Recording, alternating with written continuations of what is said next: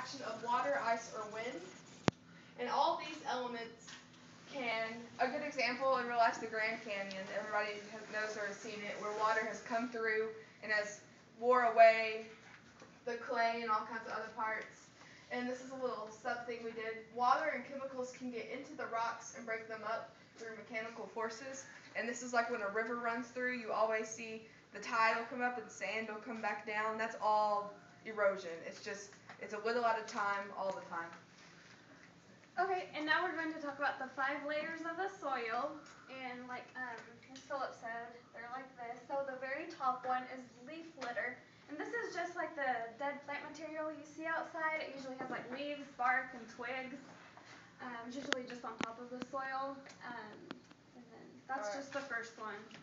The next thing we have is topsoil, and it's the rich organic layer of dirt where we get plants, where they get nutrients and stuff. And a lot of times people will use fertilizer and call it topsoil and stuff like that. But pretty much it's just, if you were to start digging a hole, it's the very first thing you'll come to when you get past all your leaves. And it has a lot of nutrients in it, and it's the best place to get your plant roots to grow because it gets water in it when it rains. It's about as best as you can get.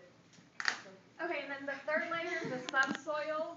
And this one, it contains sand and clay, but it has very little organic matter. But it does provide structure. It can also hold moisture, and is a good foundation for rooting plants. This is what most trees are in. The roots of trees are usually in the subsoil. All right, the next thing is parent material, and this is the source in which given soil is formed, consisting of bedrock or sediment. Parent material, the next thing we're going to talk about is bedrock, but parent material kind of breaks away from bedrock over time, and it's pretty much a mixture between subsoil and bedrock. You're going to see, it's going to look like this soil, but it's going to have like big rocks inside of it. So this, it's going to be your first layer of ice cream that you have down, but also on your brownie there's chocolate on top of it, and those kind of represent the big rocks that come up from the bedrock into your chocolate or whatever your. So the brownie's the bedrock. Yes. Okay.